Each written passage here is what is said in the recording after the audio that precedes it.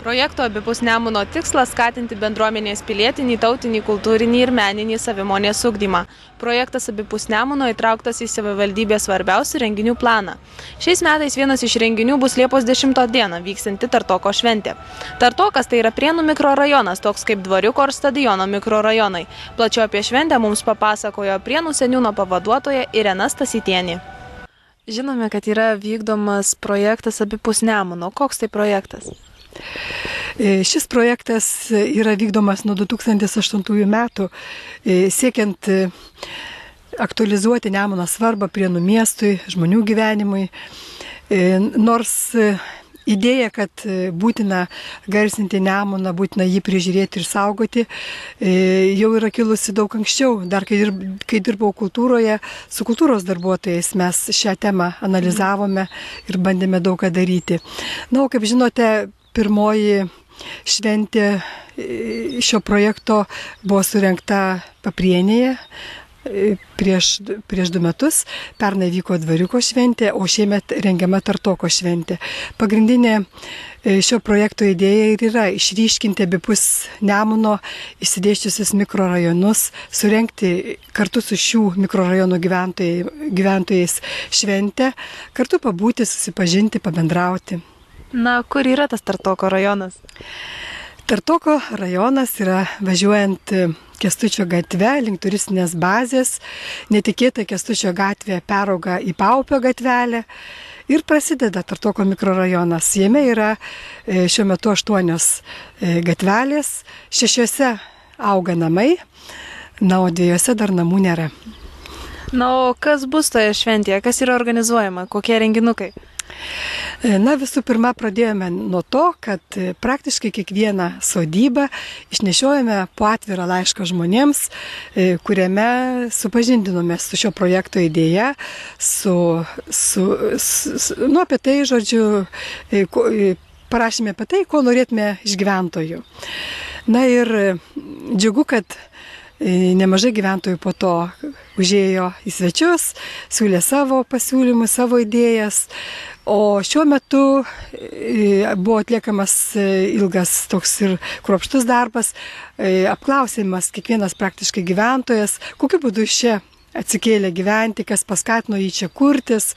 Visus Tartoko senolius apklausėme, užrašėme jų atsiminimus, nuskanavome galybės senųjų nuotraukų Tartoko gyventojų, taip pat užfiksavome dabartinio Tartoko vaizdus, nes aš manau, kad tik Tartoko šventė viskas nepasibaigs.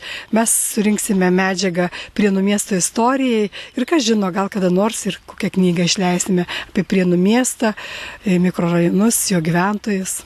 Na, o kada bus ta šventė? Tartoko šventę surengti numatėme Liepos 10 dieną, o pradžia bus 15 valandą. Na ir galvojame ją surengti šioje vietoje, kur gyventojai yra pradėję tvarkyti šį tvenkinį. Dar be abejo čia daug darbo, bet dar turim visą mėnesį. Aš manau, kad bendromis jėgomis bus ta vieta parengta šventėj. Ir čia Smėlio gatvelėje ši šventė ir vyks. Na, o kas yra tas Tartokas? Praktiškai, kadaise čia yra buvusi lentpjūvė, o lentpjūvė reiškia, žodis Tartokas reiškia lentpjūvė. Ir prieniečiai tiesiog natūraliai pradėjo šią vietovę nuo tiltelio, nuo upelio Tartoko vadinti Tartoko vardu. Na, o ar šventėje galės dalyvauti tik Tartoko mikrorajono gyventojai ir visi prieniečiai? Ne, aš manau, visi žmonės, tie, kurie norės atvykti į šią šventę, jie galės puikiai tai padaryti. Na, o ši šventė, tuos, kurie tikisi čia ypatingų linksmybių, daugybės koncertų, to nebus. Nes aš kaip ir minėjau, mūsų projekto tikslas yra, kad kiekvieno mikrorajono šventė būtų kitokia. Jeigu, sakysime, Paprienė šventėje veiksmas prasidėjo gatvelė, pradėjome nuo to, kad buvo dalinimosi duona ir gerų žodžių valanda. Kaip pamenate, važiavo pakinkyti žirgai, karietos vežimai ir vežėme į kiekvieną sodybą po duonos riekę, kalbėjome su žmonėmis. Žmonės mums buvo surengę parodėles, savo pomėgius pristatė. Po to vyko aikštelėje prie Nemuno įvairūs koncertai, žirgų konkūro varžybos, parodomosios. Dvariuko šventėje vėl kitokia buvo struktūra.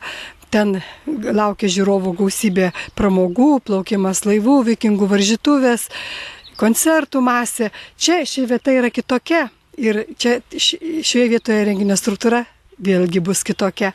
Čia daugiau akcentuosime į šio rajono gyventojų istoriją, gyvenimo istorijas.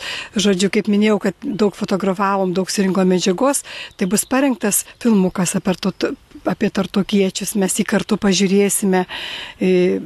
Toliau, žodžiu, galbūt kartu virsime žuvienę, be abejo pasižiūrės žmonės ir spektaklį Klojimų teatro, Naujos Ūtos kultūros centro, bus be abejo ir koncertukas, nedidukas, bus įvairios pramogos, bet viskas bus susijęta su medžiu. Kadangi mes Tartoke yra galybė medžių, ypatingai daug ąžuolų išdygusių savaime, tai kad mes jos globotumėm ir saugotumėm, o be to, kaip ir minėjau, pavadinimas yra kilęs iš nuo lentpjūvės, tai žodžiu simbolis medis ir apie šį objektą ir suksis visa šventė. Jeigu varžytuvės, tai su medžio priemonėm, sakysim, panaudojami medžio rąstai, briketai medžio, pjuvenos. Žodžiu, bus įvairios sportinės varžytuvės su šitom priemonėm. Ir, žodžiu, kartu kursime Tartoko gyvybės medį. Tokiu būdu mes prisistatysime, kas mes esame ir iš kur. Ir daug tokių laukia staigmenų ir netikėtumų.